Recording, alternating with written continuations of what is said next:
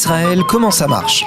Vous allez adorer comprendre Israël. Israël, comment ça marche? Sur Studio Kalita. Salut à tous, bienvenue, ici Cathy Choukroun avec Lorraine Azoulay. Bonjour Lorraine. Bonjour Cathy. On est ravis de vous recevoir, alors un peu particulier parce que vous êtes diététicienne naturopathe. Vous me direz, mais quel rapport avec Kalita? Quel rapport avec l'Alia? Mais oui, il y en a de nombreux.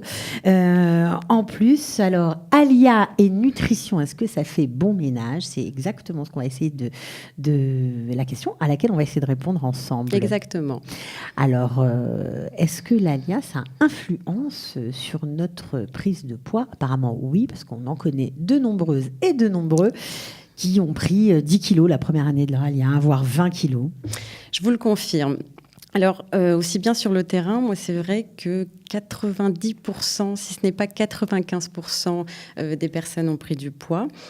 Après, en théorie, c'est tout à fait normal. Pourquoi ? Parce qu'on change d'habitude de vie, on n'a pas les mêmes repères, on n'a pas la même alimentation, on est stressé et tout interagit ensemble. C'est-à-dire que comme on est stressé, on va mal manger. Quand on est mal mangé, on va être stressé. Donc c'est tout à fait normal, il ne faut pas s'inquiéter. Il faudra du temps pour tout remettre en place. C'est pas un peu aussi la folie pour ceux qui sont un peu plus pratiquants de voir qu'ils peuvent tout manger? Alors ça aussi, ça fait partie l'abondance des produits consommables. Ça fait aussi bien sûr partie des causes, c'est-à-dire que la quantité déjà n'est pas la même dans les restaurants, mais aussi c'est vrai que c'est quand même plus facile de manger si on a faim à minuit moins quart à Tel Aviv qu'à Paris. Donc c'est vrai que l'alimentation est plus abordable, elle est un petit peu partout. Et ça joue bien sûr sur nos comportements alimentaires. Alors, est-ce qu'on peut essayer de limiter les dégâts? Est-ce qu'il y a des solutions pour ça? Bien sûr. Pour éviter de grossir, tout simplement. D'abord, c'est vrai que ce sera le premier point. Ce sera déjà pas mal. Ce sera déjà pas mal, voilà. C'est vrai que la première réponse vient de... Il faudra juste profiter des bienfaits de l'alimentation israélienne, parce que finalement, elle en a beaucoup. C'est vrai qu'on pense la pita, le hummus, la trina, c'est pas top, mais bon... pain camembert, c'était pas non plus génial. Donc, il y en a énormément, finalement, des bienfaits de l'alimentation israélienne. Et c'est comme ça qu'on commencera, je pense. Il faut savoir en profiter. Alors c'est quoi? C'est faire attention, par exemple, aux aliments, par exemple le pain. On a l'habitude de manger du pain qui, en France, est plutôt de la farine et du sel. Ici, c'est des aliments du pain où il y a beaucoup d'autres ingrédients. C'est ça qui fait grossir? Il y a ça, mais il n'y a pas que ça. Il y a aussi donc la façon de vivre. Par exemple, on va parler de la pause déjeuner. En France, on a une vraie pause déj. Ici, on mange sur le pouce. On ne sait pas trop quoi manger. Ça va être le pain, le sandwich. Le petit déjeuner aussi n'est pas le même. Les repas sont vraiment pris différemment. Donc ça, déjà, ça va être une des premières causes. Voilà. Après, bien sûr, il y a l'alimentation en elle-même. Mais finalement, elle n'est pas si mauvaise. C'est pas tant le pain. C'est le pain et le houmous, par exemple. Ça va être très, très bon pour la santé. Comme toutes les petites salades qu'il y a autour. Donc, c'est pas vraiment le principal facteur. Alors quoi, il faut changer son mode d'alimentation à la française, l'oublier carrément et se mettre en mode israélien? La salade au petit déjeuner Non, ça bien sûr, on peut pas changer comme ça, voilà, du jour au lendemain, mais quand même essayer de s'y adapter. Alors, est-ce qu'on a le choix de toutes les manières? Il y a des pays qu'on ne trouve pas et des pays, enfin des produits qui vont nous manquer de toutes les manières. Donc, on sera quand même obligé de s'adapter. Alors après, c'est vrai qu'on change pas.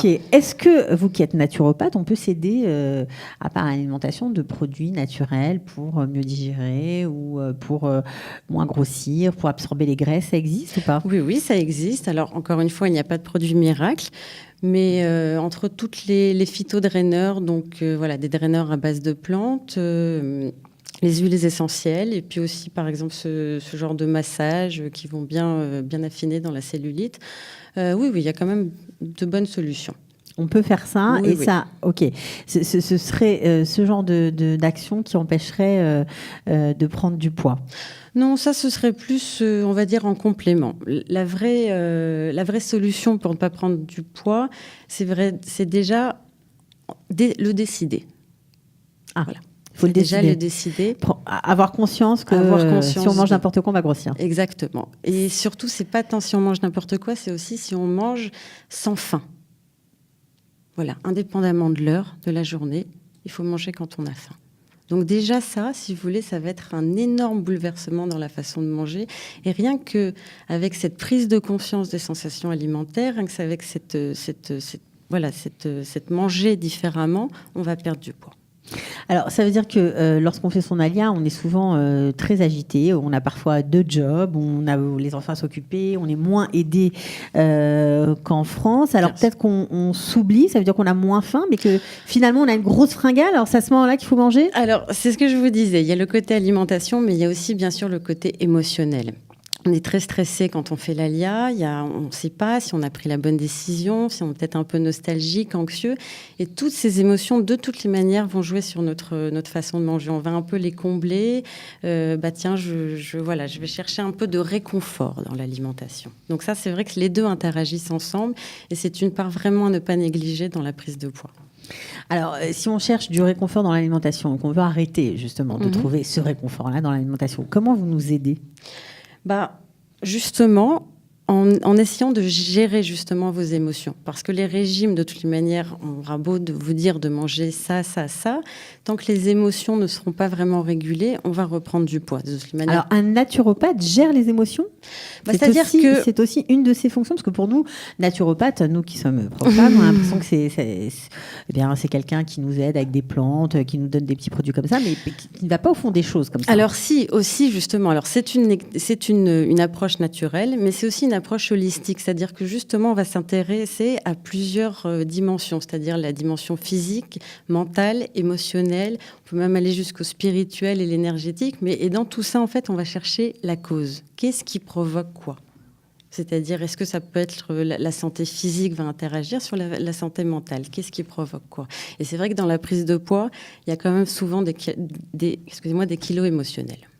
Alors, comment vous faites justement pour arriver à déterminer ce pourquoi il y a une prise de poids ? Ça, c'est vraiment... Dérouler le fil avec le patient ? Oui, mais j'ai envie de commencer déjà par vous dire que de toute manière, chaque patient, ça va être différent. Chaque individu réagit à sa façon, donc il n'y a pas vraiment une méthode bien spécifique. Mais oui, si vous voulez, quand j'aide le patient à s'auto un petit peu analyser, prendre un petit peu du recul sur lui-même, il y arrive tout à fait. Oui, à avoir après le recul de se dire, tiens, là j'ai mangé parce que je m'ennuyais. Je n'avais pas faim quand je mangeais. Alors, les gens que vous rencontrez et que vous aidez sont plutôt francophones, j'imagine. Oui. Vous travaillez en français ? Oui, j'ai pas encore le niveau tout à fait en hébreu pour. Ok, c'est très différent de ce que vous faisiez en France ou ça se recoupe ? Non, ça se recoupe. Non, c'est le même genre. Non, tout à fait. Oui. Sauf la problématique de l'ALIA qui là est complètement. Oui. Complètement c'est quand même assez important sur les consultations. Oui. Est-ce que vous auriez d'autres choses ou des recommandations particulières à nous faire ? Écoutez, de garder le plaisir de manger, en tout cas, parce que c'est vrai que c'est aussi quelque chose qu'on perd. On ne sait pas trop, il y a des nouveaux aliments, il y a des aliments qui nous manquent.